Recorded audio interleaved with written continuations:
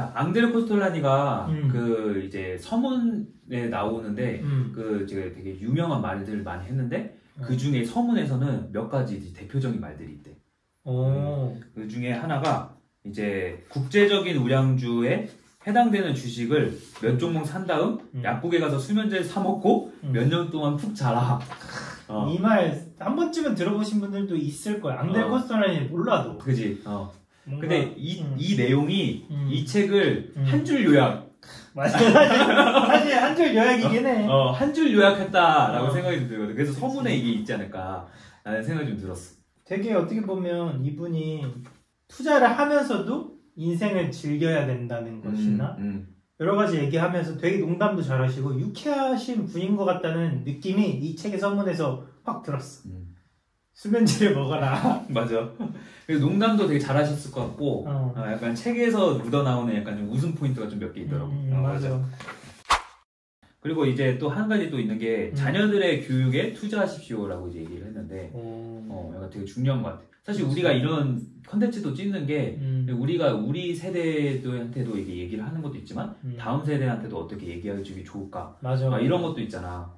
그치. 그래서 우리가 교육에 좀 어떻게 좀 더 신경을 쓰느냐가 더 중요하다고 좀 생각이 드는 것 같아. 맞네. 어쨌든 우리가 여기서 그치지 않고 그치? 우리 다음 세대에 또 뭔가 좋은 것들을 나누기 위해서 사실 이런 것들을 하고 있는 거지. 그치? 그래서 난 또 하나 더. 여기서 내가 진짜 좋았던 거. 와, 이거 짱이다! 라고 책 읽으면서 외쳤던 문장인데. 외쳤어? 실제로 말로 했어. 여기서 코스톨라니는 심장은 왼쪽에서 뛴다를 저술한 오스카 라퐁텐보다 훨씬 앞서 그 이치를 깨달았다. 라고 하면서 다음 문장이 나와. 이게 내가 이거를 읽고서 진짜 짱이다 이랬던 건데. 내 심장은 왼쪽에서 뛰고 있고 내 머리는 우측에 있지만 내 지갑은 오래전부터 미국에 있답니다. 이게 어떻게 보면 왼쪽이랑 오른쪽이라는 게 정치적인 성향일 수도 있고 그리고 어떻게 보면 젊음과 여기서 얘기하는 가슴이 뜨겁다 그리고 머리가 차갑다 이것을 얘기하는 거지. 사실 이게 잘 된 사람이 인생을 즐길 수도 있는 것 같거든. 근데 마지막 날이 더 웃겼는데 내 지갑은 오래전부터 미국에 있다. 우량주에 투자를 해라. 우량주, 미국 우량주. 세계적인 기업들은 보통 미국으로 가니까. 그렇지. 자, 이게 또 이 책을 한 줄 요약해준 또 다른 문장이라고 생각해. 맞아. 그리고 우리가 이 책이 정말 탄탄하다고 생각했던 게 우리가 이게 아까 그 스크랩들 짰을 때도 얘기했던 것 중 하나인데 처음에 좀 기틀을 좀 잡아주는 것 같아. 이 시장 체제가 어떻고 그래서 우리 이 자본주의 체제가 어떻게 돼 있고 그 다음에 사회주의가 어떻게 돼 있어서 그래서 어떤 이 틀 속에서 우리가 이게 놀아야 되는지 이 풀을 먼저 잡아주는 거지 않을까. 그치. 사실 어떻게 보면 벤저민 그레이엄이나 이런 좋은 책 그리고 더 먼저 나온 투자자임에도 불구하고 우리가 앙드레 코스톨라니를 선정한 이유에는 이제 벤저민 그레이엄의 책은 너무 좋지만 어떤 주식을 어떻게 투자하는지 또는 어떤 종목을 선정하는지 그런 거에 조금 더 초점을 맞춰져 있다면 앙드레 코스톨라니 그것보다 조금 더 큰 그림으로 이런 경제적인 사이클이 어떻게 돌아가는지 이런 부분에 대해서 하워드 막스랑 비슷하게 많이 얘기해주고 있어서 내가 느꼈을 때는 첫 단추를 잘 끼울 수 있는 책인 것 같다. 맞아. 이런 생각이 좀 들었어. 여기서 보면 케이크 관련돼서 얘기를 하잖아. 그 케이크 관련돼서 이제 자본주의랑 사회주의에 대해서 좀 얘기를 하는데, 그치. 그래서 이 공평하게 나눠진 케이크, 이제 커다란 조각이 있는데, 이제 그런 거에 대해서 좀 설명 좀 해줄래? 오케이. 그러니까 여기서 보면 이런 얘기가 나와. 앙드레 코스톨라니가 주식에 대해 얘기하기 전에 돈에 먼저 얘기하는데, 그치. 이 돈에 대해서 얘기하면서 자연스럽게 자본주의랑 사회주의에 대해서 얘기한단 말이야.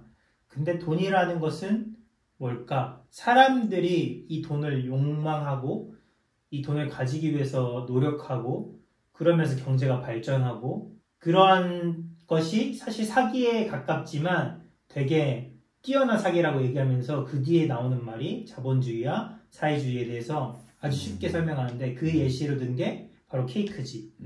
그 케이크를 두 가지로 나눠. 엄청 큰 케이크랑 작은 케이크.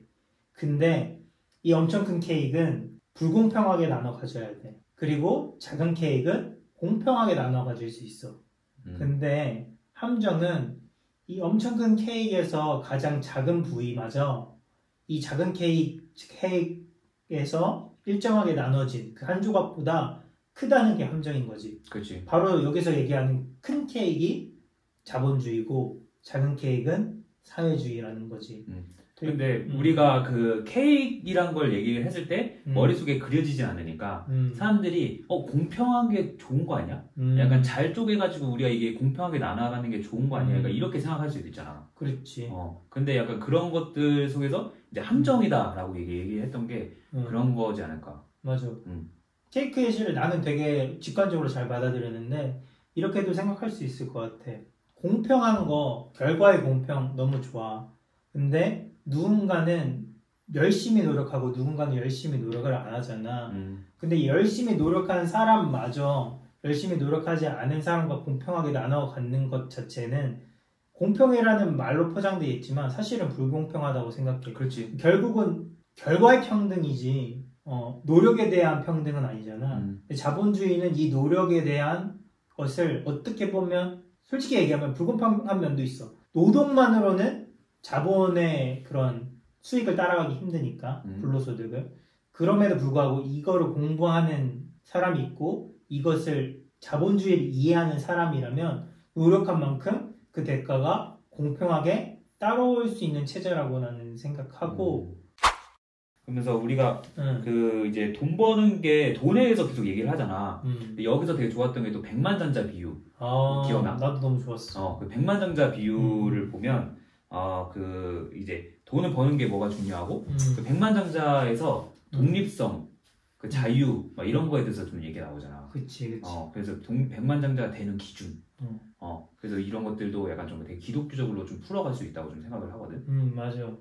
어떻게 보면 우리가 기독교도 그렇고 대부분의 사람들이 돈에 부정적인 이유는 많은 사람들이 그 돈을 벌었거나 돈을 가졌을 때 돈에 끌려가는 모습을 많이 봐서 그렇다고 생각해.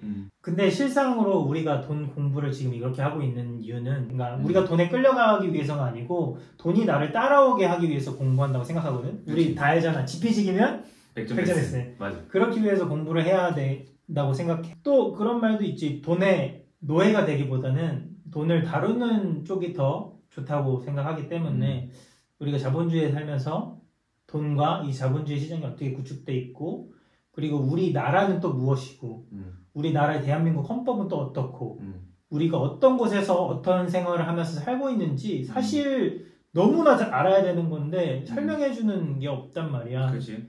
그렇기 때문에 우리가 책을 통해서 이런 것들을 알아가 보자.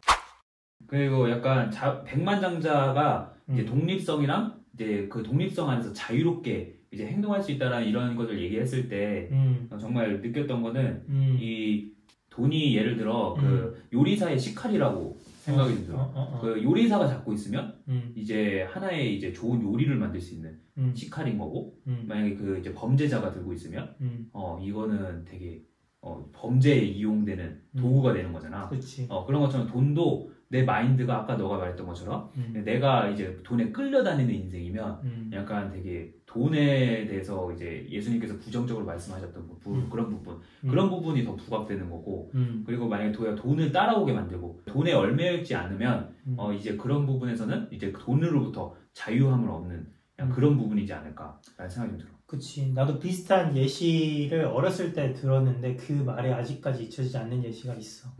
그 말은 돈을 불로 표현해. 거기서는. 그래서 그 불이 그 자체로 나쁘거나 좋거나 이러한 건 있진 않지. 그것을 어떻게 사용하느냐에 따라 달려있고 그 사용하는 것도 그 사용하는 형 말했듯이 사용하는 용도와 사용하는 사람에 따라 달라져. 어머니가 또는 어떤 요리사가 만들면 그것은 요리를 만들 수 있는 굉장히 좋은 도구가 불이 되고 그리고 가정이 있다 하면 우리 가정을 따뜻하게 지필 수 있는 난로가 될 수도 있어. 겨울에. 근데 그것을 섣불리 잘못 사용하다가 화재를 일으킬 수도 있는 거지. 그것은 그만큼 이 불을 대하는 사람들의 마음이 중요한 것 같아. 그래서 우리가 더 이런 것들이 하는 게 불 자체도 중요하지. 돈을 공부하는 거. 근데 이 불을 어떻게 다뤄야 될지, 어떤 마인드를 가지고 이 불을 가난한 사람들, 또 밖에서 벌벌 떨고 있는 사람들, 어둠 속에 있는 사람들한테 이 불을 어떻게 하면 조금 더 따뜻하게 나눠줄 수 있고, 어떻게 하면 그 사람들의 불안한 것들을 밝힐 수 있고, 그거를 우리가 이런 것들을 통해서 지금 얘기하고 있는 대화들을 통해서 같이 나눌 수 있으면 좋겠다고 생각해. 그래서 그치? 형이랑 이것도 같이 하게 된 것 같아. 그렇지. 그리고 우리가 다음에 이제 투자자 관련해서 그게 나오잖아. 그치. 세 가지 기억나? 기억나지. 그러니까 우리가 이 백만장자에 대해서 얘기했던 것도 그렇고 결국은 돈이 중요하다. 그렇지. 근데 이 돈을 버는 보통의 대부분의 목적은 백만장자라는 그냥 어떠한 수치로 나열되는 것. 그렇지. 그런데 실질적으로 그 백만장자 이상을 간 사람들은 기부도 많이 하고 뭐 이런 거 좀 말도 안 돼. 맞아. 어렸을 때는 막 돈을 많이 모아. 근데 나중에는 그 돈을 막 나눠주면서 살아. 이런 걸 보면 분명 무슨 패턴이 있는 거고. 그래서 이 백만장자라는 거 안에 숨은 뜻이 뭘까? 이 사람은 그걸 독립성으로 봤던 것 같아. 이 독립성을 지키기 위해서 백만장자가 되기 위해서 우리는 투자를 해야 되는데 이 투자자도 여기서는 세 가지로 나누고 있지. 단기, 장기, 그리고 그 사이에 있는 순종 투자자. 단기 투자자는 유동성 공급자다. 약간 필요악 같은 존재라. 앙드레 코스톨라니는 단기 투자자를 엄청 싫어한다. 싫어한데 필요해. 싫어한데 필요하다. 필요악이다. 맞아. 그렇게 약간 그렇게 바라보시는 것 같아. 그지. 내가 단기 투자자가 되고 싶지 않고 내 가족들, 내 주변 사람들도 단기 투자자 되는 걸 원하지 않아. 그렇지만 이 시장이 굴러가기 위해서는 그들은 어느 정도는 필요한 존재다라는 거를 인식하고 그들을 뭔가 혐오하고 저주까지는 하고 싶지 않다라는 생각이 많대. 어쩔 수 없이 존재를 해야 되는 존재들이기 때문에. 그래서 단기 투자자들은 이제 사회에서 그들을 투자자라고 부르는 모양인데 나는 그런 호칭을 쓰고 싶지 않다. 왜냐하면 그들은 투자자라는 칭호를 들을 자격이 없기 때문이다라고 말을 했는데 사실 근데 뒤로 가면 갈수록 단기 투자자들의 역할이 또 있어. 맞아. 이런 그러니까 주가가 올라가고 내려가고 하는 것들이 이제 다 단기 투자자들의 영향 속에서 이제 또 일어나는 거잖아. 맞아. 그 올라가고 내려가고 할 때 또는 내려갈 때 중간에 누가 주식을 사줘야 덜 내려가고 이런 얘기도 하시더라고. 그렇지. 근데 난 이 챕터 얘기가 나와서 말인데. 내가 되게 재밌게 본 문장이 하나 있어가지고 같이 읽고 싶어. 이 문장은 이렇거든. 지금까지 주식시장에서 보낸 80여 년의 경험으로 미루어 볼 때 장기적으로 성공한 단기 투자자는 본 적이 없다. 맞아. 근데 사실 우리가 봤을 때 아까 그 4명의 투자자들 그래서 막 벤저민 그레이엄, 하워드 막스, 그다음 앙드레 코스톨라니, 워렌 버핏 이런 사람들만 봐도 다 장기 투자자들. 맞아. 다 장기적으로 투자했던 사람들이고 유명한 투자자들을 봤을 때도 아니면 유명한 이제 투자처들 막 특히 벵가드 그룹 막 이런 데만 봐도 되게 그 장기 투자 블랙록, 벵가드 이런 거 그런 이제 투자처들만 봐도 다 장기 투자를 또 지향을 하고 있는. 그렇지. 약간 그런 걸 봤을 때 단기 투자자는 유명한 그런 사람들도 없는 것 같아. 사실 있긴 해. 근데 끝이 좋지 않아. 누가 있었어? 제시 리버머라는 분도 있고 그분의 책이 사실 굉장히 유명한데 이분이 어떤 분이냐면 추세 추종의 어떠한 그런 식의 그런 투자 스타일의 창시자라고도 불리는 분인데 그러니까 어떤 거냐면 주식이 올라가 그럼 올라갈 때 이득을 얻고 또 떨어질 때는 공매도라는 제도 내가 미리 사서 나중에 싸게 쌀 때 그때 갚겠다 그러면 그 사이의 가격만큼 이득을 얻잖아 이 공매도를 해서 이렇게 추세에 따라서 그 주가의 흐름에 따라서 이득을 보는 그러한 투자 스타일의 창시자 같은 분이야. 근데 이분이 공매도 투자를 해서 실패했다가 그리고 나서 어떻게 보면 좀 약간 자문 사업 같은 것도 하셨는데 투자 자문 같은 거 그랬는데도 결국에는 권총 자살하셨거든. 그거를 보면 물론 모르겠어. 우리 다음 세대, 우리랑 같은 세대 때 정말 이런 단기 투자자임에도 불구하고 이러한 시황을 잘 읽고 여러 가지 것들을 잘 겸양해서 스스로 욕심을 제어하고 그러면서 꾸준히 성공하는 사람이 나을 수도 있어. 그러나 내가 알고 있기로는 마크 비너비니 같은 분들은 아직까지 잘 하고 있는 걸로 알고 있거든. 그러나 그게 이게 우리가 불에 비유했던 것처럼 이 불이 잘못 다루다 보면 순식간에 나를 태워먹을 수 있거든. 근데 이게 이런 책들을 좀 이렇게 보면 느낀 거는 약간 그렇게 전문적으로 하시는 분들, 예를 들어 투자 쪽에 이제 전문적으로 일을 하고 종사하시는 분들은 이제 단기 투자라는 걸 좀 어떻게 보면 가능할 수도 있겠다라는 생각 좀 들거든. 근데 이제 우리처럼 이제 일반 사람들 이제 막 일을 하면서 이제 이렇게 투자까지 같이 하는 사람들을 봤을 때는 단기 투자하기에는 좀 되게 제한적인 요소가 많지 않을까 좀 생각 좀 들어. 그것도 맞지. 예를 들어 우리가 일을 하고 있는데 계속 보면서 팔까 넣을까 이렇게 계속 판단하면서 이렇게 하다 보면 집중이 안 돼. 일에 집중도 안 되고 주식 장이 열리는 그 시간 동안은 내가 뭐 아무것도 집중 못하고 주식에만 계속 집중을 하고 있어야 되는 것 같은 그런 느낌도 있고. 맞아. 그래서 앙드레 코스톨라니도 그런 것들을 알기 때문에 아까 독자 입장에서 많이 썼다 했잖아. 그래서 그런 걸 알기 때문에 좀 더 장기 투자 쪽으로 좀 더 힘을 실어줬던 게 아닐까 라는 생각 좀 들어. 그것도 있고 앙드레 코스톨라니는 내가 알기로 그리고 여기 책에 나오기로 2번 정도 망한 사람, 더 망했을 수 있는데 그건 모르겠고 2번 정도는 망했다고 나와. 맞아. 근데 그 와중에서 막 단기 투자도 해볼 거고 뭐 공매도도 쳐보셨을 거고 뭐 여러 가지 해보셨을 거 아니야. 선물도 뭐 하셨을 수도 있고. 근데 이제 나온 결론이다 라는 것은 이것저것 다 해본 사람 그 80년간의 노하우의 집합체가 사실 우리들한테는 장기 투자를 추천한다. 돈의 속성에 나왔던 것처럼 실패는 약간 권리다. 약간 맞아. 이런 얘기처럼 맞아. 실패를 통해서 얻은 경험을 우리한테 말해준 거네. 맞아. 그리고 또 돈의 속성에서 똑같이 얘기했던 것도 있는데 투자자 이런 스승을 찾을 때는 오랫동안 성공한 사람을 찾아라.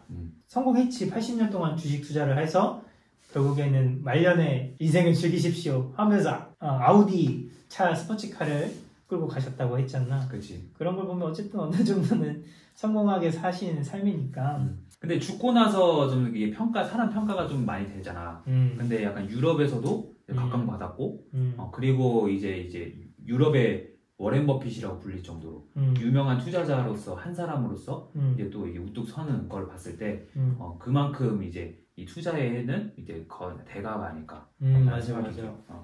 그치. 그리고 그 대가가 얘기한 내용들을 너무 감사하게도 쉽게 얻을 수 있지. 그치. 쉽게 얻을 수 있으니까 그거를 많이 습득하자. 단돈? 12,000원! 단돈 12,000원. 돈행성보다 더 싼 가격으로. 그치. 피자보다 싼 가격. 피자 한 판보다. 그리고 근데 여기서 투자 방식이나 이런 거 좀 나오잖아. 맞아. 투자 방식이나 이런 거 좀 나오는데 너는 어떤 투자 방식을 좋아해? 나는 사실 순정 투자자에 가까운 포지션이 되려고 노력해. 왜냐면 뭐랄까 장기 투자는 말 그대로 오랫동안 투자하는 거잖아. 근데 이 앙드레 코스톨라니의 책을 읽다 보면 우리가 뒤에서 얘기할 거지만 이런 개, 산책하는 강아지 그리고 또 코스톨라니의 달걀 이론 이런 것들을 보다 보면 사실 시장에 그 흐름 같은 게 있거든. 그 흐름에서 내가 위치가 어느 정도로 파악한다면 내가 감당할 수 있는 효율성 그리고 리스크를 조금 더 어렸을 때는 난 감당하고 싶어가지고 조금 더 순정 투자자인데 하이브리드 순정 투자자가 되고 싶다. 하이브리드? 하워드 막스의 투자 스타일과 나는 좀 비슷하게 하려고 노력을 하는데 모든 것에는 사이클이 있고 그리고 시장에도 사이클이 있지만 그 주가에도 사이클이 있고 그래서 사실 어떻게 보면 흔히 얘기하는 탑다운 방식으로 시장이 좋을 때 우리가 뒤에 얘기하겠지만 금리 같은 포인트를 보고 들어가고 시장의 온도를 체크하고 그 시장에서 가장 유명한 이제 성장 산업들을 체크해서 그 산업군 전부를 ETF로 담든 그게 힘들면 몇 가지 기업들 1, 2, 3등이 될 기업들을 미리 추려서 투자를 한 다음에 1, 2등이 될 기업들만 남기고 3등은 버리고 1등이랑 2등이 10% 이상 시가총액이 차이 나면 1등으로 몰아주고 그 차이가 줄어들면 다시 그 분배를 하고 뭐 이런 정도의 스타일을 추구하는 것 같아. 그 정도. 그래서 나도 어쨌든 이 대가들의 것들을 배워서 나의 스타일로 체화시키고 싶은 욕심이 있지. 이 대가들을 뛰어넘고 싶어. 선생님들. 그 선생님들 밑에서 그냥 제자로만 있는 것이 아니고 나도 누군가에게 더 좋은 것을 알려주려면 내가 배운 것들을 통해서 더 나은 것들을 만들어서 그것을 뭔가 만들어보고 싶다 나만의 것을 그런 욕심이 생기는 것 같아. 사실 그런 것 같아. 예를 들어 내가 안에 있는 게 아무것도 없는데 누군가를 뛰어넘는다는 거는 약간 자만이고 맞아. 교만이고 맞아. 약간 그런 건데 이런 것들을 찬찬히 내 안에서 내공을 쌓아나가면서 그래서 내 안에 뭐 이런 많은 지식들을 이제 있을 때 그럴 때 이제 뭔가 그걸 발판으로 삼아서 그게 나의 계단이 되어가지고 그래서 그게 뛰어넘어질 수 있는 그 담이 이렇게 높은데 그 높은 담 속에서 우리가 바로 점프 뛰어서 이제 뛰어넘을 수 없듯이 그치. 그 안에서 이제 내 계단을 하나 만들어 나가야 되는 것 같아. 그치. 그 앞에 있던 분들이 이런 책을 통해서 사실 자신의 어깨를 내어주는 거지. 그치. 다음 세대들은 내가 했던 80년간의 이런 것들을 통해서 더 좋은 교훈을 얻고 그리고 내 어깨를 밟고 쉽게 올라가세요 그치. 라고 하는 거기 때문에 나도 그 어깨를 밟고 조금 더 높은 곳에 올라간다면 못 갈 수도 있지만 만약에 가게 된다면 내 다음 세대들 위해서 그 어깨를 내주고 싶다라는 생각도 있는 것 같아. 그래서 이제 뭐 투자의 이 대가 진짜 그 투자를 오랫동안 하신 그래서 벤자민 그레이엄 그 다음에 이 앙드레 코스토랄니 이런 사람이 지금 현재 투자자들한테도 많은 영향을 끼쳤잖아. 그치? 그래서 벤자민 그레이엄이 자 워렌 버핏에 영향을 끼쳤듯이 이 앙드레 코스토랄니도 하워드 막스에 되게 영향을 끼쳤던 것 같아. 아 책을 보면? 책을 보면. 그래서 약간 그런 것들을 봤을 때 우리도 약간 이런 책들을 통해서 우리가 영향을 받고 그 영향 속에서 우리의 가치관 속에서 이제 또 나아갔을 때 이런 사람들이 다 기독교인들도 아니잖아. 그치. 그래서 그런 것들이 아닌 상황 속에서 우리가 이런 지식을 습득하고 그런 것들을 이제 하나님 안에서 성경 안에서 좀 지혜로 바꿔나갔을 때 그랬을 때 더 빛을 발하지 않을까 이런 생각이 좀 들었던 것 같아요. 결국은 우리가 장기, 단기, 순종이라는 얘기를 했는데 사실 이 용어를 설명해 주자면 단기는 짧은 기간 내에 많이 사고 팔았다 하는 분들이고 장기는 한 주식을 사면 그 주식이 미래에 더 나아지고 좋은 우량한 주식이라면 꾸준히 오랫동안 그 기업의 어떤 주주, 사장의 마음으로 같이 가는 스타일을 얘기하시는 것 같고 순종 투자자는 그 하이브리드였지. 그런 장기 투자의 스타일을 가지고 있으면서도 그 시세 또는 상황이 급변하는 거에 따라서 뭐 예를 들면 금리가 갑자기 내려가거나 코로나 상황이 되면 같이 가지고 있는 주식이라도 팔고 떨어졌을 때를 기다린다든가 이런 정도가 아마 순종 투자자 시장에 순응을 한다 순종하고 어느 정도 그 시류에 휩쓸려서 같이 서핑을 탄다 의 느낌으로 난 받아들였거든. 형은 어떻게 생각해? 우리가 이 책을 지금 다루지만 우리는 사실 그 많은 책들의 배경이 있잖아. 맞아. 우리가 사실 이 책을 얘기하지만 우리는 그 전에 좀 많은 책들을 읽어왔고 그 책을 통해서 좀 가치관이 정립된 상태에서 다시 이 책을 보는 거기 때문에 그게 좀 다르게 좀 이렇게 해석될 수도 있다고 생각해. 맞아. 그리고 특히 우리가 이 아까 스크립트 짤 때 얘기했던 것처럼 이제 너는 이제 투자 방식이 어떻게 되냐, 약간 그런 얘기도 했었는데 이제 여기서 이제 그런 그 맥락에서 얘기했었잖아. 앙드레 코스토랄니는 대출이나 이런 신용 같은 거를 해서 이제 빚을 져서 이제 투자하는 거에 대해서 되게 부정적이었는데 여기서 우리가 좀 많이 갈렸잖아. 맞아. 그래서 나는 약간 방어적인 투자여서 약간 이쪽에 좀 가깝고 너는 약간 거기서 좀 더 이제 좀 수익성을 좀 바라보고 이제 좀 더 공격적인 투자를 할 수 있다라는 것들이 있었는데 이 책에서 얘기했던 것 중에서 이러한 내용이 있었어. 빚을 져서 투자를 하지 마라 라고 얘기를 하시면서 신용을 빌려서 투자했던 거에 대해서 나와. 근데 이 신용이라는 게 일반 사람들은 익숙하지 않을 수 있는데 어떤 거냐면 신용 대출과 비슷해. 그 증권 거래소 우리가 주식을 하다 보면 내가 가진 금액보다 더 많은 주식을 사고 싶을 때 이 금액을 증권 회사에서 빌린단 말이야. 그래서 더 많은 주식을 보유할 수 있는 거지. 그렇게 되면 당연히 수익성도 커지게 될 수밖에 없어. 내가 가진 돈은 100만 원인데 주식은 200만 원을 매수할 수 있기 때문에 그렇지.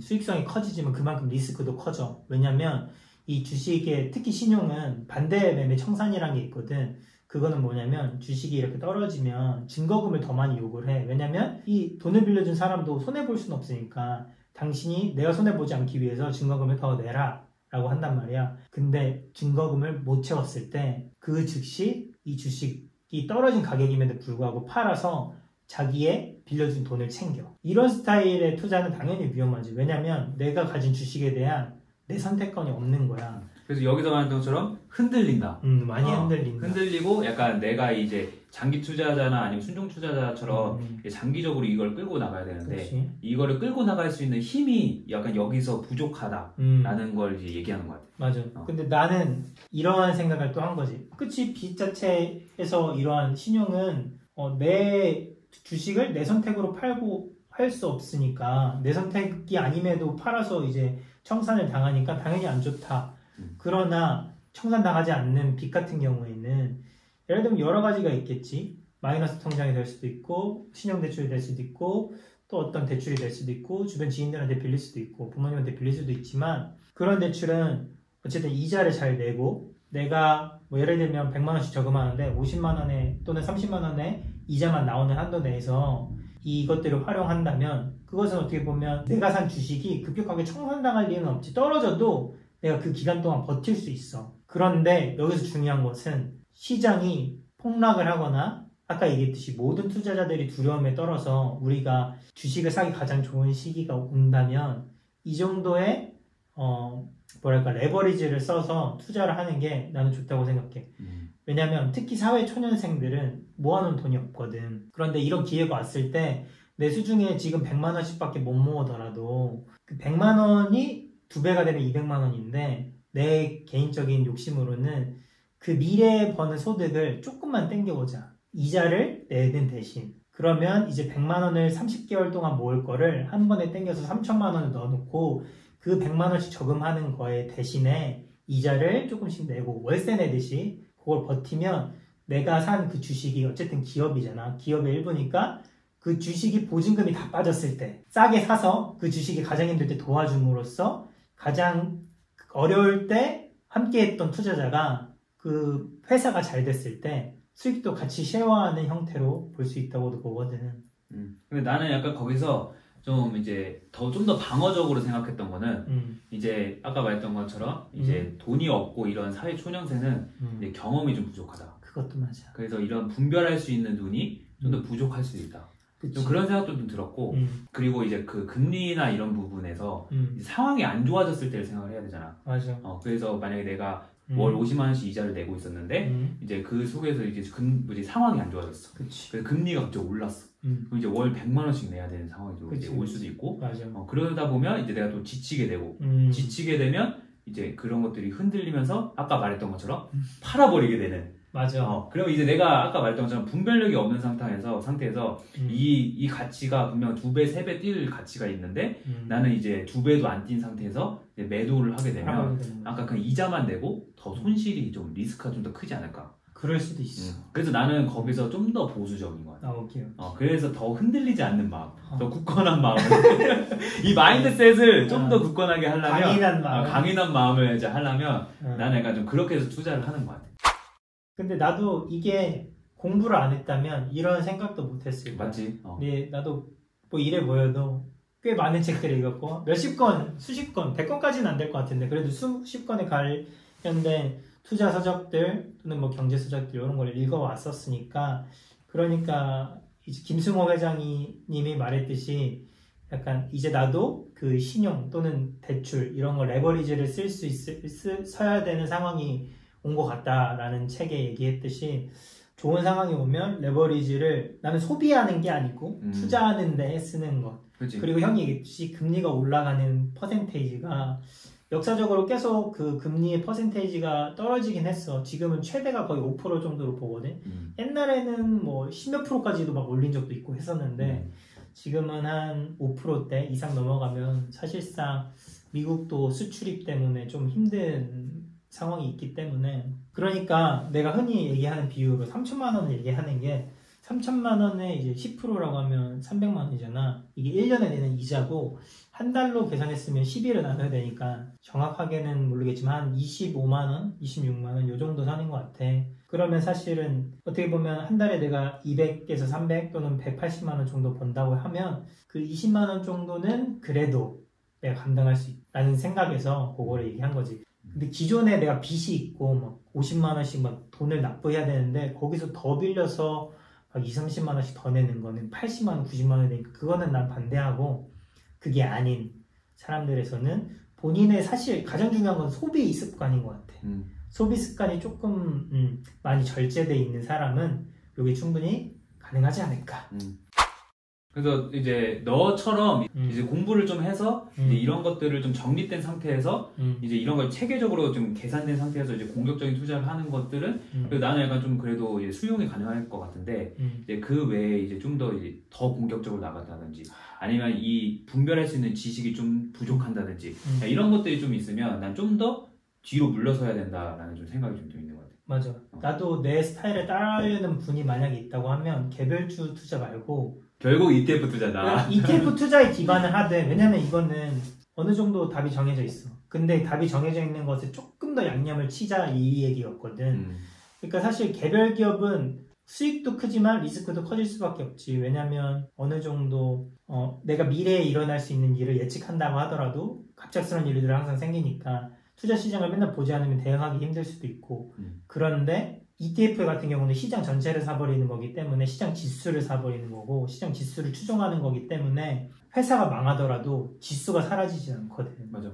최근에 그 구글이 이제 내려가고 있는 주가 속에서 그 S&P 500은 계속 이제 최고치로 경신했었거든. 그러니까. 약간 그런 것만 봤을 때도 이제 ETF는 상향을 하는데 개별주는 떨어질 수 있다. 그치. 이런 것도 좀 볼 수 있는 것 같아. 맞아. 조금 더 요동치는 게 심할 수 있다라고 보는 것 같아. 근데 약간 그런 것도 이제 분별을 할 수 있으면 이제 개별주나 이런 걸 넣으면 맞아. 더 많은 수익을 넣을 수 있지만 맞아. 이제 그런 것도 이제 못 보는 그러면 이제 초보자분들은 그러니까 ETF에 7, 8을 투자하고 나머지 10, 20 정도는 본인이 공부해서 투자해보는 것도 경험적인 측면에서 그거는 솔직히 손해로 보더라도 그 7, 80%의 굉장한 든든한 시장이 버티고 있으니까 내 공부 그리고 여기서도 앙드레 코스톨라니 님께서 얘기했듯이 결국 투자자는 경험적인 측면에서는 손실도 이득이라고 한단 말이지. 그런 면에서는 내 스스로의 좀 어떤 능력을 늘리기 위한 욕심이 있는 투자자라면 이런 스타일을 좀 활용하는 것도 괜찮지 않을까. 나는 약간 방어적인 투자를 생각했을 때 약간 그런 것들을 많이 보는 것 같아. 예를 들어 유명한 투자자들이나 유명한 이제 투자사들이 이제 그런 것들을 어디에 돈을 집어넣는지 그런 것들을 보는 것 같아. 그치. 그래서 이제 애플의 1위가 밴가드 그룹이거든. 그치. 애플의 1위가 밴가드 그룹이고 여러 가지 AI주에도 밴가드 그룹이 다 모든 걸 다 점령하고 있고 그 다음에 여러 가지 이제 투자자들이 봤을 때 어디에 이제 돈을 집어넣고 많은 비중을 넣고 있는지 이런 걸 봤을 때 나는 그런 걸 보고 개별주에 들어가. 자, 우리가 투자에 대해 많은 얘기를 했는데 사실 그러면 뭐랄까 돈이 되게 중요한 요소고 그리고 투자에 대해서도 여러 가지 스타일을 받고 우리는 순정 투자자에서 그 중에서 방어적이고 조금 더 공격적인 입장이다까지 왔는데 그러면 이런 주식시장, 이런 경제에 어떠한 요소들이 영향을 미칠까? 그게 이 책에 나와 있잖아. 그지. 그 이제 중기적으로, 장기적으로 미치는 영향 이런 것들이 나와 있는데, 맞아. 그게 뭐 돈이랑 심리 이런 것들이 이제 추세를 만든다. 맞아. 그리고 어떤 책에는 트렌드를 만든다라고. 맞아. 그리고 거기서도 이제 조금 더 중요한 거는 이거의 기본 원리, 기본 공식 같은 거는 결국은 공급과 수요라고도 얘기하시지. 그리고 그 중에서 장기적으로 봤을 때는 형이 얘기했듯이 이 평화가 유지가 되느냐. 그래서 전쟁은 NO! 얘기하시고 평화 가장 중요하다라고도 얘기하시면서 경제가 지속적으로 발전할 수 있는지도 중요하다. 사실 전쟁이 일어나면 경제가 지속적으로 발전하기 힘들고 전쟁이 끝나고 나서 그 모든 상황을 수습하고 나서 발전이 되니까 그런 포인트들을 많이 짚으신 것 같고 중기적인 요소는 말 그대로 돈이랑 사람들의 심리 우리 흔히 얘기했을 때 코로나 때 사람들의 심리가 되게 적나라해 했었거든. 왜냐면 뭐랄까 대출이 이제 싸게 풀리고 이제 사람들 손에 돈이 들어오고 금리가 낮아졌었잖아. 금리가 낮아지고 그래서 막 대출금도 엄청 많이 이제 생기고 이러다 보니까 그러니까 사람들이 갑자기 어느 순간 그 주식이 쌌을 때부터 이제 슬금슬금 서로 얘기를 하더니 이 막 주가가 올라가니까 더 많은 사람들이 얘기를 하던 거야. 맞아. 그래서 이 사람이 주식 얘기를 한다고? 전혀 관심 없었던 사람인데 이런 분들도 이런 사적인 모임에서 주식 얘기가 많이 오가고 이랬었던 게 사실 이게 보면 돈 플러스 심리가 트렌드가 되고 이 돈이 많이 풀리면 이 책에서도 돈이 더 중요하다고 얘기하지만 돈이 많이 풀리면 사람들이 결국은 투자할 것을 찾다가 아니면 남들이 돈을 버는 모습을 보다가 주식시장에 들어간 6개월에서 12개월 뒤에 그게 심리적인 요소. 맞아. 그 심리적인 요소가 돈 때문에 바뀌는다고 얘기하지. 맞아. 그래서 이제 돈이랑 이제 심리에 대해서 정말 잘 얘기해 주는 것 같아요. 그 돈은 이제 이 주식 시장의 연료다. 그래서 주식시장의 연료였어. 이제 자동차 굴러가게 하기 위한 그런 연료가 필요하듯이 주식시장도 이제 주식시장의 주가가 이제 앞으로 이제 나아가기 위해서 이제 필요한 연료라고 생각을 하고 그 다음에 이제 심리는 이제 그 연료를 통해서 뭔가 반영이 되는 약간 이런 얘기를 좀 하는 것 같아요. 근데 그런 얘기가 좀 맞다고 생각이 드는 게 사회 초년생이 돈이 없으면 투자를 이제 많은 돈을 못 하는 것처럼 돈도 그치. 이제 내가 가지고 있는 게 없으면 이제 그런 이제 투자를 할 수 없는 상황. 내가 아무리 심리가 요동쳐도 돈이 먼저 없으면 이제 투자를 할 수 없다라는 거에 이제 좀 있는 것 같아요. 그것도 있고 우리가 심리에 대해서 얘기하면 진짜 할 말이 더 많은데 이거에 정수가 있잖아 이 책에 코스톨라니의 달걀 그치. 이론이잖아. 거기에 이제 심리가 좀 많이 이제 얘기가 나오지. 그거 한번 우리 같이 보는 거 어떨까? 맞아. 코스톨라니의 달걀 띄워주세요. 코스톨라니의 달걀 부분이 이 책의 완전 핵심인 것 같아. 사실은 이 책을 읽을 시간이 없다. 그러면 이 달걀 부분만이라도 무조건 읽어야 된다. 그치. 지금 교보문고 가서 달걀 부분만 읽고 와라. 약간 이렇게 말해주고 싶어. 오케이. 그리고 달걀이랑 조금만 더 읽는다면 난 2가지 정도 더 추천해주고 싶은데 산책하는 강아지 이론도 조금 더 보셨으면 좋겠고 그러니까 이 비유지 주식시장이 이렇게 올라가되 그 주가가 있고 그리고 가치가 있으면 그 강아지가 주가가 되고 그리고 산책시키는 주인이 가치가 돼서 그 가치는 이렇게 움직이지만 강아지는 앞서갔다가 내려갔다가 뒤로 갔다가 왔다 갔다 한다.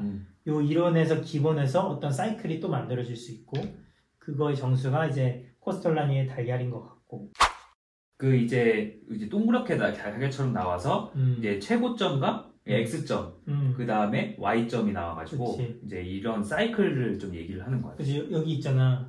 위에서 내려오는 것과 또 올라가는 것이 사실은 주가라고도 볼 수 있지만 사람들의 심리 상태를 요 3가지 3등분 나눠서 표현하잖아. 맞아. 그게 어떻게 표현되냐면 여기 보면 조정 국면이 있고 그리고 동행 국면이 있고 과장 국면이 있어서 이렇게 상승기가 올라갔다가 그리고 나서 떨어질 때도 또 조정, 동행, 과장.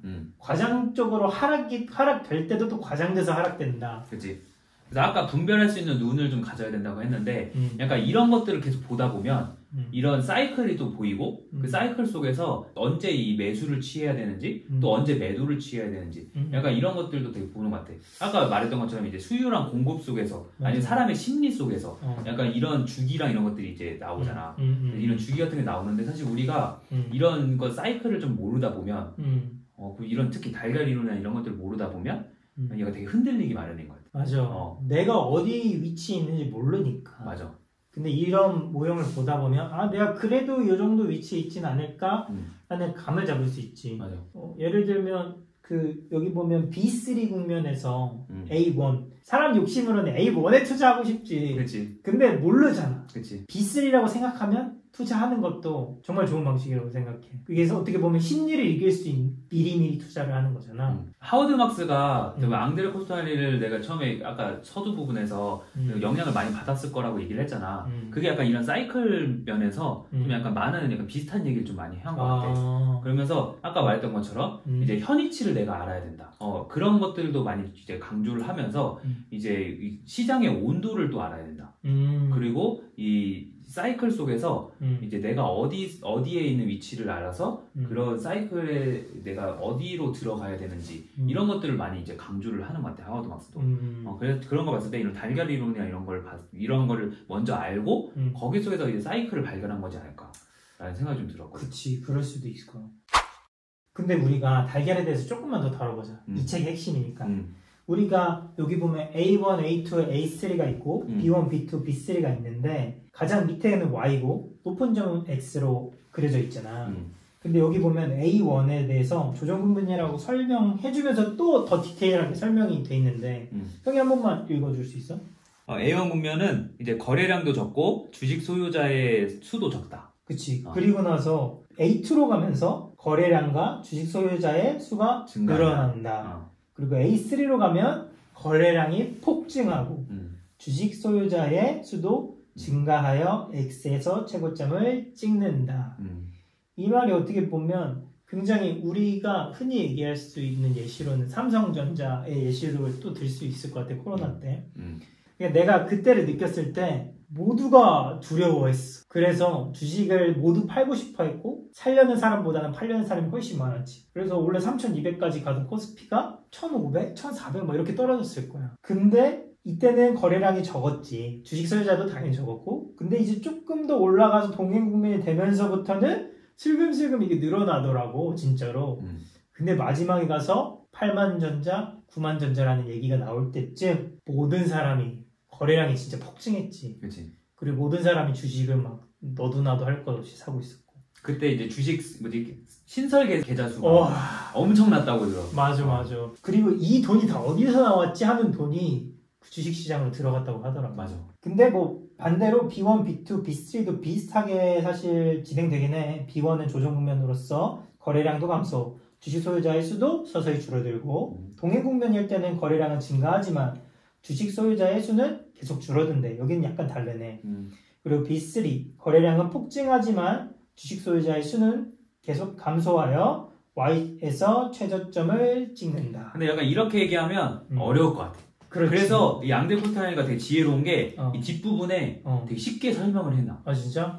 그래서 어떻게 설명을 하냐면 그 처음에 이제 소수의 투자자들이 이제 이 주가가 이제 하락을 하고 있을 때 이런 가치를 알아보고 내재 가치를 알아보고 이제 투자를 하기 시작을 하는 거야. 아까 B3 국면, A1 국면 이럴 때 투자를 하기 시작을 하는데 그때는 이제 아무도 이런 가치를 못 알아봤을 때 소수의 투자자들이 이제 들어가기 시작을 하는 거지. 근데 이제 이런 것들이 이제 상승을 하면서 아까 A2 국면을 이제 넘어갔을 때 이제 그때 이 사람들이 이제 입소문이 이제 나기 시작하는 거지. 그래서 이 주식이 되게 잘 된대. 삼성전자 되게 잘 된대.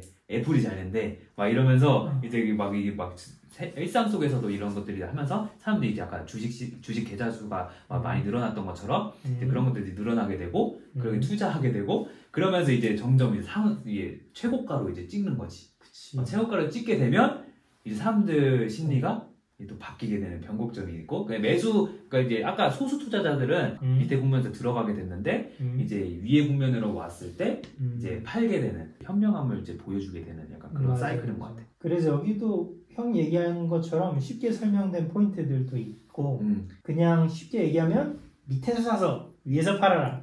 너무 쉬운 말이야. 말은 나도 지금 할 수 있을 것 같아. 그러니까 그거잖아. 무릎에서 사가지고 어깨에 팔아라. 그치. 말은 쉽지. 그치. 행동이 어렵다. 행동이 어렵다. 그래서 여기서도 얘기를 하는데 용기가 필요하다. 그치. 사실 우리가 이렇게 평온한 상태에서 얘기하기는 되게 쉬워. 그런데 만약에 이제 최고가가 됐어. 아니면 최저가가 됐어. 그랬을 때 내가 과연 들어갈 수 있을까? 내가 팔 수 있을까? 사람의 욕심이라는 게 있고 사람의 두려움이라는 게 있기 때문에 이 최저가가 됐을 때 내가 여기 넣으면 더 내려가는 거 아니야? 내가 여기서 넣었을 때 더 폭락해서 내 자산은 완전히 추락하는 거 아니야? 이런 생각이 있지. 주식 그 차트를 뒤집어서 봐라. 그때가 제일 고점이다. 그때 사야 된다. 그때 그치? 들어가야 된다 하는데 사실은 이런 게 어려워. 그래서 이제 Y점을 찾기가 어렵고 X점을 찾기가 어려운데 나는 그래서 B3 구간 때 그냥 들어가라 라고 생각이 들어. 어차피 이 달걀이로는 올라갈 거기 때문에 나도 최근에 어떤 주식을 샀는데 그 주식도 지금 B3 구간인 것 같은데 그때 그래도 좀 샀거든 적립식으로. 그래서 더 내려가면 나는 더 살 수 있어서 좋은 거고 더 이때 올라가기 시작하면 내가 산 돈으로 이제 수익을 볼 수 있어서 좋은 거고 둘 다 좋은 것 같아. 그리고 나는 여기서 사실 이 부분은 내가 옛날에 알았던 내용인데 이 책을 읽으면서 와 이런 내용도 여기 있었구나 했던 부분이 있거든. 거래에 대한 내용이야. 여기 보면 이런 구절이 있거든. 증권시장에서 절반의 진실은 이미 완전한 거짓말이나 다름없다. 왜냐하면 아무도 더는 주식을 원하지 않는다는 기사에도 불구하고 월스트리트에서는 날마다 5천만 주씩 거래되었기 때문이다. 그것은 다시 말해 누군가가 5천만 주를 팔았고 또 다른 누군가는 그 5천만 주를 샀다는 의미였다. 증권거래소에서 매수와 매도는 동시에 일어난다. 그렇지 않으면 거래량이나 주가란 말 자체가 없을 것이다. 맞지. 진짜 중요합니다. 그러므로 아무도 사려고 하지 않는다. 혹은 아무도 팔려고 하지 않는다라는 이야기는 주식 논평에서 가장 어리석은 말이다. 이 말이 진짜 중요했던 것 같은데 그게 나한테 어떤 깨달음을 줬던 얘기냐면 그러니까 진짜 맞지. 왜냐면 우리는 살려는 입장만 돼봤고 팔려는 입장만 돼봤지 내가 팔려고 할 때 사는 사람의 입장을 보통 생각하지 않는단 말이야. 근데 그 두 가지의 마음이 충돌한다는 거지. 그래서 사실 주가의 이런 그래프를 보면 그 뒤에서도 우리가 차트 얘기를 잠깐 하겠지만 그 심리가 그려져 있어. 사람들이 맞아. 심리를 통해서 누군가는 이 가격에 샀고 팔았고 누군가는 이 가격에 샀고 팔았고 누군가는 이게 다 적혀져 있는 거란 말이지. 그러한 점을 봤을 때도 그렇고 난 옛날에 그게 이해가 안 됐어. 그 미국이 인플레이션을 전 세계로 수출한다는 말이 있거든. 그 말의 근본 이론으로 따졌을 때는 미국이 이제 페트로 달러라고 하는 달러가 이제 호주 달러라는 달러 썼는데 그 페트로 달러라는 거는 지금은 좀 많이 약해졌어 사실. 근데 그 기름 있잖아. 그 기름을 미국 달러로만 살 수 있게끔 합의를 한 거였거든. 그러면 생각을 해보자 우리가. 미국이 이제 돈을 수출한다는 표현은 어떤 식으로 할 수 있냐면 미국 경제가 어려워졌어. 그래서 금리가 내렸단 말이지. 그럼 결국에 돈의 값어치는 조금 떨어지는 걸 수 있어. 왜냐면 돈이 많이 풀렸으니까. 그렇게 해서 이제 인플레이션이 발생되는 거고. 근데 이 돈의 값어치가 떨어졌을 때 누군가는 달러를 살려고 해. 그치. 그러니까 이 달러가 수출되는 거거든. 이 인플레이션이 수출된다고 표현하는 거야. 그 이유가 바로 달러가 싸질 때 이 달러를 사서 오일을 사기 위해서. 그러니까 이 수요가 받쳐주니까 미국이 인플레이션을 수출할 수 있다고 그치. 얘기하는 거지. 이게 아무리 금리가 낮아져도 높아져도 누군가는 이윤을 취하고 있고 거래가 일어나고 있어. 거래가 일어나기 때문에 사실 그런 것들이 이제 아까 충돌한다 했잖아. 그래서 그런 것들이 충돌해서 일어나는데 이제 주식 시장이 이렇게 왔다 갔다 하면서 그 자세히 보면 빨간색이 있고 파란색이 있으면서 다다다다다다다다 왔다 갔다 거리잖아. 그 뭐 한 틱 두 틱 뭐 이렇게 표현하기도 하는데 그 틱이 왔다 갔다 하지. 틱이 왔다 갔다 거리잖아. 약간 그런 걸 봤을 때 현재가가 정해지지 않나. 약간 그런 것 같아. 현재가가 정해지는 게 이 매수자랑 매도자의 이 합이 된 거지. 그러면서 이제 우리가 이러한 경제 돌아가는 달걀도 좀 보고 거래에 대해서도 잠깐 얘기를 해봤는데 난 한 가지 더 얘기하고 싶은 게 있는데 이 빼떡컴플리 빼떡컴플리가 한국말로는 기정사실화라고 하는데 이것도 되게 어떻게 보면 우리가 사실은 주식에 대해 이해하고 있지만 이 주식시장의 속에는 수요와 공급의 원칙에 의해서 사람들이 주식을 사고 팔기 때문에 그 심리가 너무 중요하다. 그치. 근데 이 심리를 되게 잘 잡은 포인트 같거든. 빼떡컴플리는. 처음에 주식 같은 거 살 때 그런 거 해본 적 있어? 배당주를 사게 돼. 배당이라고 하면은 회사를 샀을 때 어느 정도 이제 5% 뭐 3% 2%를 주주한테 환원해주는 정책이잖아. 근데 배당 락일이 있고 배당일이 있고 뭐 이런 게 좀 있는데 그 배당을 받기 전까지는 오르다가 그 배당 락일이 되면 갑자기 또 떨어져. 이런 게 옛날에는 이해가 잘 안 됐어. 근데 알고 보니까 이게 빼떡컴플리 또는 어떤 기업이 수익이 좋을 거라고 예측되는데 그 예측되기가 발표되기 전까지 계속 막 오르다가 공시가 발표되기 전까지 오르다가 공시가 발표되는 순간 예상치끔 잘했거든. 기업이 실적이 잘 나왔는데도 주가가 떨어지더라고. 이게 바로 빼떡컴플리로 설명하더라고. 결국은 주식은 미래에 대한 얘기잖아. 미래를 보고 투자한단 말이지. 기업에 대한 미래의 가치. 그치. 근데 이 미래의 가치라는 게 모두가 알고 있던 그 가치가 있었고 그 기대 때문에 올라가다가 그 가치가 결정되면 기대 심리가 사라져 버리는 거지. 그러면서 모두가 이 주식은 이 정도 하는 주식이구나 기정사실화가 되면서 메리트가 떨어져 버려. 오히려 주가 하락이 안 되는 기업 중에서 쿠팡 같은 기업도 있다. 쿠팡은 매년 적자였거든. 그러다가 매 한 번 흑자되면 그냥 주가 폭등하는 경우도 있어. 이게 어떻게 보면 사람들이 기대보다 잘했냐 못했냐 이런 것도 나타내고 우리가 PER 흔히 퍼라고 얘기 많이 하잖아. 그러니까 그 이익을 가격에 비례시킨 거지. 이 가격을 지불했는데 이 주식에 예를 들면 치킨집이 1억인데 1,000만 원을 버냐 2,000만 원을 버냐 이거에 따라 PER이 달라진다. 그래서 PER이 낮을수록 좋다고 하는데 어떻게 보면 이것도 심리적으로 상대적으로 볼 수 있다는 거지. 어떤 아마존 같은 기업은 PER이 100이어도 사는 사람이 있고 그게 안 비싸 보이고 어떠한 기업은 PER이 8이어도 비싸 보이고 이런 게 다 어떻게 보면 진짜 심리적인 영향을 많이 받는다. 그렇지. 그래서 약간 투자 같은 경우는 아무리 AI가 발전하고 이 아무리 컴퓨터랑 이런 것들이 이제 분석하는 것들이 발전해도 약간 이런 사람들의 심리를 다 분석해내지 못하겠다는 생각이 들거든. 그래서 아무리 투자 프로그램이 되게 좋아진다 해도 결국에는 사람이 하는 거기 때문에 결국에는 이제 이런 투자나 이런 것들도 사람이 넣고 빼고 이런 것들을 하기 때문에 이런 심리 같은 경우는 기계가 평가를 하지 못한다 생각해.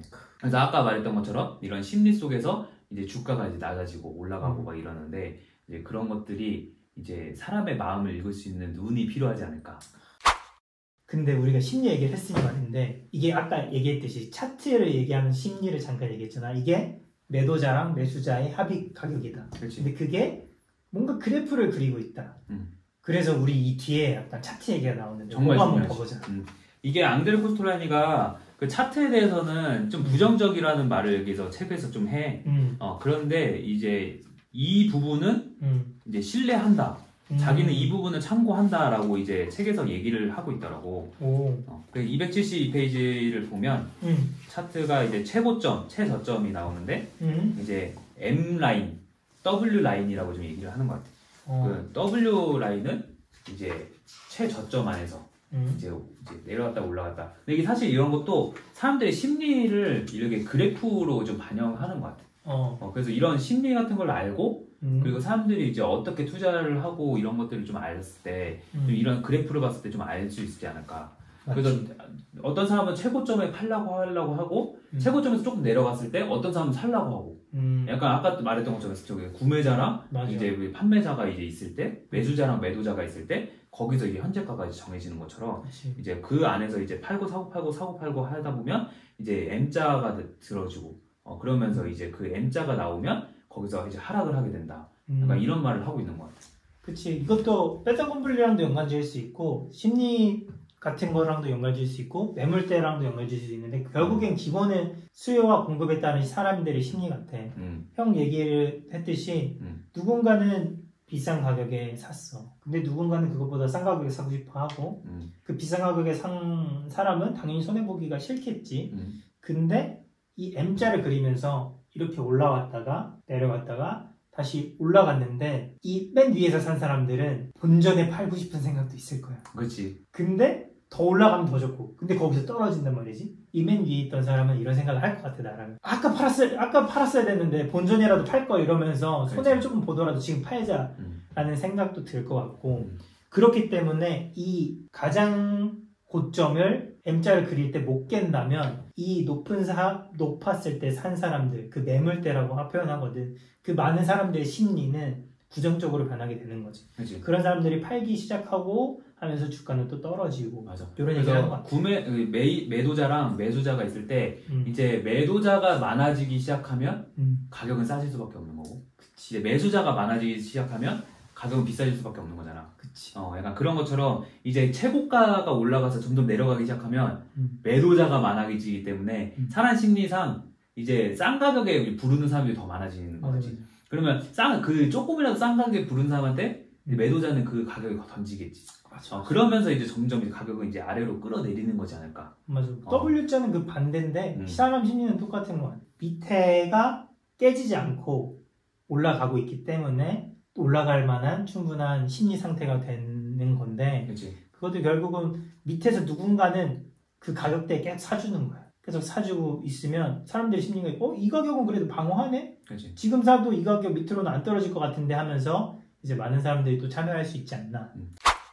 그래서 이제 앙드레 코스톨라니가 여기서 약간 이런 말을 하거든. 그래서 이 현상이 몇 번 반복되면 계속 상승할 것이라고 이제 결론 지을 수 있는데 그러나 차트가 몇 번 M을 보여주면 이것은 천장, 즉 최고에 달해서 더 이상 올라갈 수 없다는 의미라고 이제 말을 해주는 것 같아요. 와 진짜 난 생각보다 이 말이 기억 안 나는데 멋진 말인 것 같아. 왜냐면 이 M자를 여러 번 그리잖아? 그럼 결국 계속 전고점을 못 깨는 거야. 그러면 주가의 큰 흐름이 이렇게 떨어지거든. 이 떨어지면 추세가 또 변한다고 볼 수 있거든. 그러면 말했듯이 하락 추세로 변환되고 있고 떨어지는 게 W자가 계속 반복되면 이게 결국은 이런 식으로 곡선을 그리면서 올라가거든.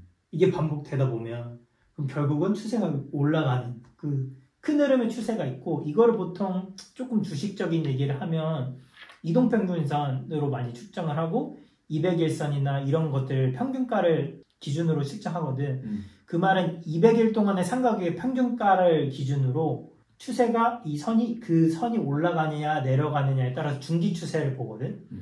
어쨌든 200일이라는 거는 거래일 기준으로 봤을 때는 10개월 가까이 된 돈이 들어간 시기고, 그 시기가 평균적으로 봤을 때 점점 올라가고 있다. 그러면 사람들의 돈이 투자가 돼 있고 누군가는 심리가 점점 좋아지고 있다라고도 해석하더라고. 그래서 많은 분들이 이런 추세를 볼 때 이런 것들을 좀 활용하기도 하거든. 그렇지. 근데 앙드레 코스톨라니는 M자랑 W자로 이런 사람들의 심리를 바탕으로 해서 판단을 하고 있다. 맞아. 진짜 멋지다. 맞아. 그리고 약간 그 사이클에 대해서 정말 잘 설명해주는 사람들 중에 하워드 막스랑 아니면 저기 레이 달리오 이런 약간 변화하는 세계 질서나 이런 걸만 봐도 그 책에서도 이제 사이클이 이렇게 큰 공면이 있고 결국에는 이렇게 우상향을 하게 되는데 사이클이 이렇게 큰 공면이 있고 그 속에서도 맞아. 이런 사이클 속이 있다고 하잖아. 맞아. 근데 그 속에서도 M자랑 W자가 있다 라고 생각이 드는 것 같아.